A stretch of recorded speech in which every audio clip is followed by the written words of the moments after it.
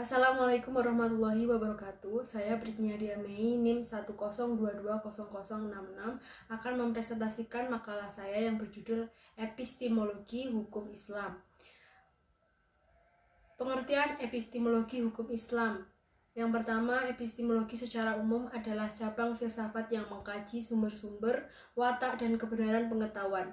Epistemologi adalah istilah untuk teori pengetahuan yang berasal dari kata Yunani, episteme, dan arti pengetahuan, dan kata logos berarti teori, uraian, atau alasan. Epistemologi hukum Islam adalah filsafat hukum yang menganalisis hukum Islam secara metodologis dan sistematis, sehingga mendapatkan keterangan yang mendasar atau menganalisis hukum Islam. Metode istinbat dalam hukum Islam.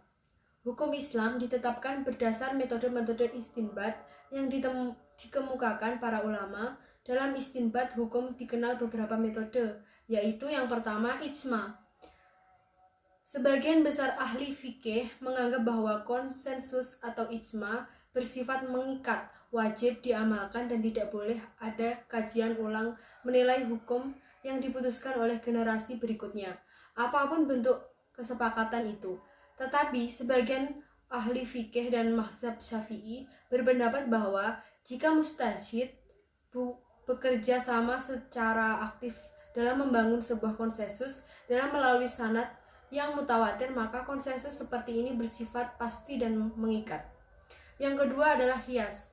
Qiyas menurut ahli usul fikih adalah menyamakan suatu kasus hukum yang tidak ada ketetapan hukumnya dengan suatu kasus hukum yang telah ada teks hukumnya. Topik dalam ilmu usul fikih yang paling banyak diberi penjelasan secara luas adalah topik qiyas, karena peristiwa dan permasalahan hukum senantiasa berkembang tanpa batas dan semuanya memerlukan ketetapan hukum Allah Subhanahu wa Ta'ala. Yang ketiga, istihsan. Istihsan menurut terminologi ulama usul adalah beralihnya pemikiran seseorang mujtahid dari tuntutan qiyas yang nyata kepada qiyas yang samar, atau dari hukum umum kepada perkecualian karena ada kesalahan pemikiran yang kemudian memenangkan perbedaan itu. Sebagian ulama mujtahid mengingkari kebenaran ihtisan. Mereka menganggapnya sebagai pembentukan hukum berdasar hawa nafsu dan seenaknya sendiri. Yang keempat, muaslahah al-mursalah. Muaslahah al-mursalah adalah hujjah syara yang dipakai landasan penetapan hukum. Kejadian yang tidak ada hukumnya dalam nas, ijma, qiyas, dan ihtisan, maka ditetapkan hukum yang dituntut oleh kemaslahatan umum. Para ulama menjadikan sebagai hujjah, sangat berhati-hati dalam menggunakannya sehingga tidak terjadi pembentukan hukum berdasarkan keinginan dan nafsu. Yang kelima, urf. Urf adalah apa saja yang dikenal oleh manusia dan menjadi tradisi, baik ucapan, perbuatan, dan pantangan-pantangan yang disebut juga adat.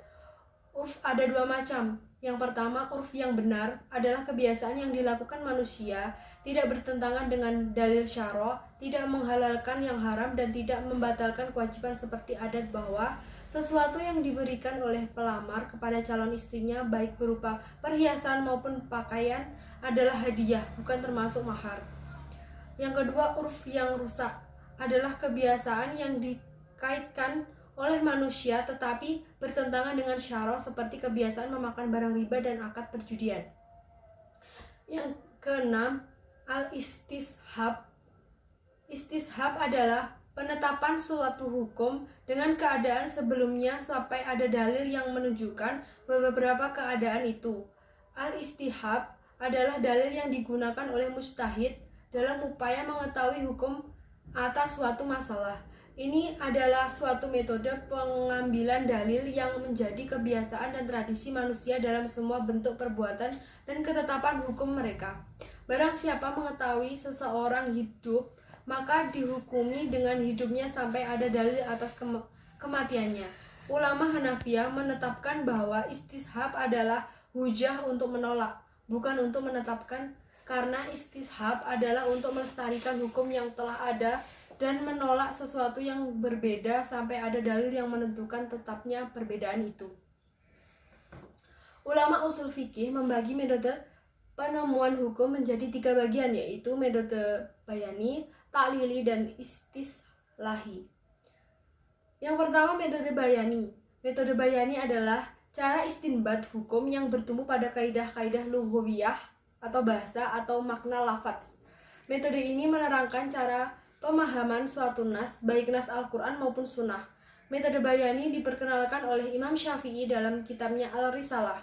Kekuatan Imam Syafi'i terletak pada proyeknya yang mendasarkan prinsip-prinsip penalaran hukum agama pada hukum-hukum bahasa, baik segi simantik maupun gramatika maupun sintaksisnya.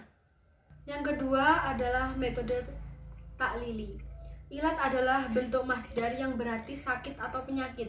Menurut Imam Jurjani, ilat dinamakan penyakit karena ia mengubah kondisi fisik seseorang dari kuat menjadi lemah. Ilat itu merupakan sesuatu yang memberitahu dan sesuatu yang mendorong yang menjadi landasan hukum.